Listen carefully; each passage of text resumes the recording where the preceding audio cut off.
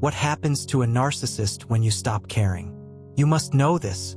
Sometimes their desperation becomes so exaggerated, so unrestrained, that psychologists often compare it to watching a frantic performer sprinting blindly through a field of hidden explosives. Each step powered by panic, not wisdom. A narcissist's fear is not rooted in your anger or your disappointment, because as many clinicians note, those emotions still revolve around them. Your protests, your tears, even your exhaustion still tether you to their psychological orbit. What truly unravels them is far quieter and far more dangerous to their ego. That moment when you simply stop caring. When your emotional investment dissolves, they feel the ground beneath their carefully constructed identity begin to quake.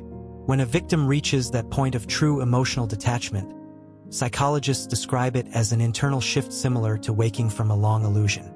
You see them not as a force to negotiate with, not as a storm to survive, but as a drain, an unnecessary weight you've finally decided to release. You recognize that nothing they offer has genuine value. You no longer look for clarity, closure, or change. This indifference destroys the fantasy they depend on, because narcissistic entitlement requires one central belief: you must care. When that collapses, the narcissist is forced to confront a reality they spend their entire lives trying to outrun. Your withdrawal from their drama removes the emotional scaffolding that holds up their fragile self-image. Psychologists call this narcissistic depletion, a state where the narcissist's usual sources of validation dry up, leaving them feeling hollow, threatened, and increasingly unstable. To them, your silence is not neutrality. It is annihilation. They interpret your lack of reaction as evidence that they no longer matter, and this realization can sting far more than anger or rejection. For a narcissist, irrelevance is psychological death. And the reason your previous reactions, the arguments, the explanations, the pleas, fed them so deeply is because each one confirmed their impact. Clinical experts explain that narcissists equate emotional influence with power. When you were furious, they believed they controlled your state of mind. When you were confused or sad, they believed they shaped your inner world. Each tear, each outburst, each moment you wrestled with their contradictions reinforced their fantasy of superiority. But when that ends, when you stop reacting, the loss of control becomes intolerable for them. Indifference, however, is not the same as the silent treatment. Psychologists make this distinction very clearly. The silent treatment is a manipulation tactic meant to punish. Indifference is a psychological awakening. It is the moment you no longer participate in their emotional economy. You aren't withholding to provoke them. You simply no longer need anything they offer. Your mind becomes clear, startlingly clear, and their once powerful tactics now look like clumsy attempts at control. Their cutting jokes fall flat. Their baiting remarks fail to land. Their promises ring hollow because you finally see the pattern for what it is: a loop of chaos you're no longer willing to enter. This shift dismantles the narcissist's sense of dominance.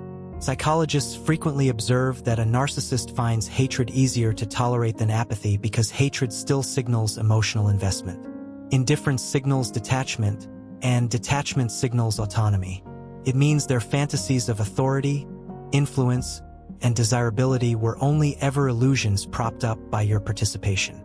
When you exit the stage, the entire performance crumbles. Faced with this void, they may spiral into anxiety, rage, or even panic. Without someone to validate their inflated identity, they must confront an internal emptiness they have spent a lifetime avoiding. Clinical experts describe this as the narcissist's fundamental terror, their secret belief that they are insignificant unless someone else confirms otherwise. Your lack of interest reopens that wound, provoking feelings of shame and inadequacy they have no skills to manage. As you remain calm and detached, you send a message that cuts deeper than any confrontation. You are no longer central to my emotional world. That truth is devastating for them. Your neutrality becomes a mirror reflecting their flaws back at them, and narcissists cannot tolerate mirrors. Their psychological defenses begin to fracture. Confusion sets in because you no longer follow their predictable emotional script. Their usual manipulation strategies fail, and every attempt to provoke you bounces back at them, leaving them more desperate and destabilized. Instead of self-reflection, Something psychologists note is nearly intolerable for narcissistic personalities. They turn the blame outward. They craft narratives to convince themselves that you're the one who's malfunctioning, that there must be something wrong with you for not reacting, because acknowledging the truth that their power over you has evaporated would require them to confront their deepest insecurities, and that is the one thing their psyche is not built to survive. When a narcissist senses their grip slipping, psychologists note that they often escalate their tactics with startling speed, almost like a drowning person clawing for anything that floats. This is when they dust off old promises once dangled in front of you like keys meant to keep you obedient, but never meant to be fulfilled. Now, however, those same promises return with a new intensity. They speak of transformation, future plans, soul-deep revelations, and sometimes sudden acts of generosity that seem suspiciously convenient. Clinicians refer to this as the classic hoovering phase, a psychological suction designed not from love but from fear, the fear of losing the person who once validated their entire sense of self. These gestures are less about repentance and more about panic, a desperate attempt to plug the hole you punctured in their carefully inflated identity. It is during this hoovering stage that narcissists often fabricate crises, a phenomenon psychologists call manufactured vulnerability. They may claim they're falling apart, that they're at the end of their rope, that their world is collapsing without you. This emotional dramatization isn't rooted in genuine fragility. It is rooted in their fear of facing their own internal emptiness without your emotional labor propping them up. As many therapists point out, they tap into your empathy because empathy is your strength and their favorite tool. They ask rhetorical questions like, "Where did everything go wrong?" Even though you've explained it countless times, hoping to pull you back into the loop of caretaking, explaining, and soothing. But your exhaustion now becomes your shield. You've reached a point where the well of emotional effort has dried up, and your heart no longer responds to their familiar script. When these manipulative promises start failing, narcissists often expand the battlefield. Studies on narcissistic relationship dynamics show that they may enlist others, your friends, your siblings, your coworkers, in a calculated effort to reshape the narrative. This triangulation serves two purposes. It pressures you to return by eroding your support system, and it helps them protect their image by portraying themselves as the misunderstood victim. They may portray themselves as heartbroken or concerned, or they may smear your reputation in more covert ways. For the narcissist, this is not only about winning you back. It is about maintaining dominance over your social world so they can feel relevant even in your absence. Psychologists often see this tactic as an attempt to prevent the victim from finding stability elsewhere, because stability threatens the narcissist's power. But when even this fails, when you remain unmoved and centered, something deeper cracks within them. Narcissistic rage is the eruption that follows, though clinicians emphasize that rage doesn't always look like shouting or broken dishes. Sometimes it's a cold, venomous whisper meant to puncture your confidence. Sometimes it's passive-aggressive remarks sharpened with precision. Sometimes it's relentless criticism or a sudden flare in contemptuous behavior. Rage is the narcissist's attempt to reestablish psychological dominance by destabilizing your emotional equilibrium. But beneath the rage, psychologists say, lies a profound sense of helplessness. Their grandiose facade begins to slip, revealing a core poisoned by shame, fear, and inadequacy. When the rage doesn't bring you back, and you stand your ground, they slide into what clinicians call a collapse state. This collapse is not humility, it's emotional implosion.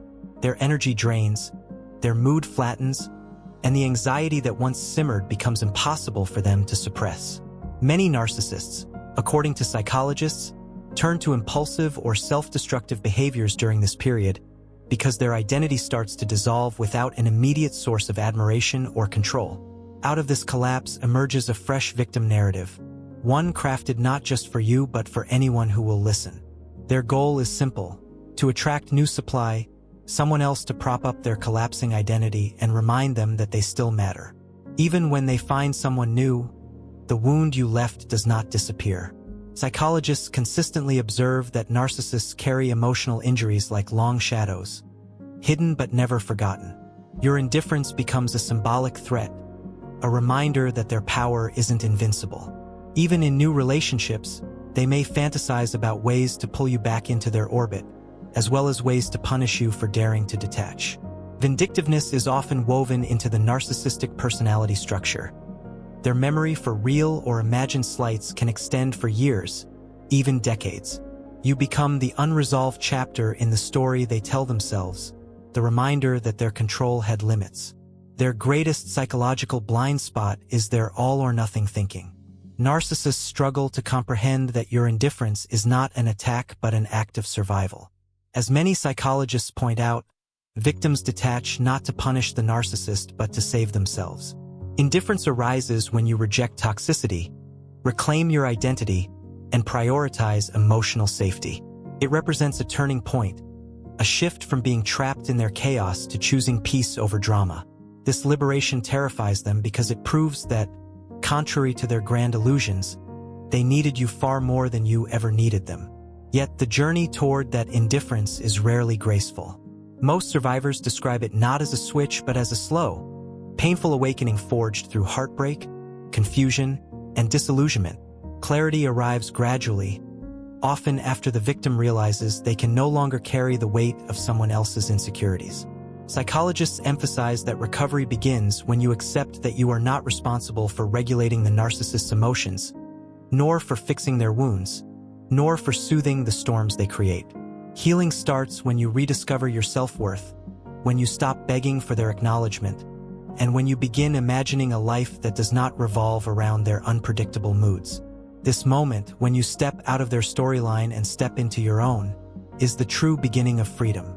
Therapy can be an invaluable companion in this process, helping survivors rebuild their identity, strengthen boundaries, and understand the psychological patterns that once held them captive. And as you continue healing, your wisdom becomes its own form of light. Sharing your experience can guide others who are still tangled in the narcissist's web, offering hope, clarity, and affirmation to people who desperately need it. If you feel comfortable, share your insights. Your story might be the chapter someone else needs to finally break free. And if you found this continuation helpful, consider subscribing, because your healing deserves support, encouragement, and a community that understands the journey.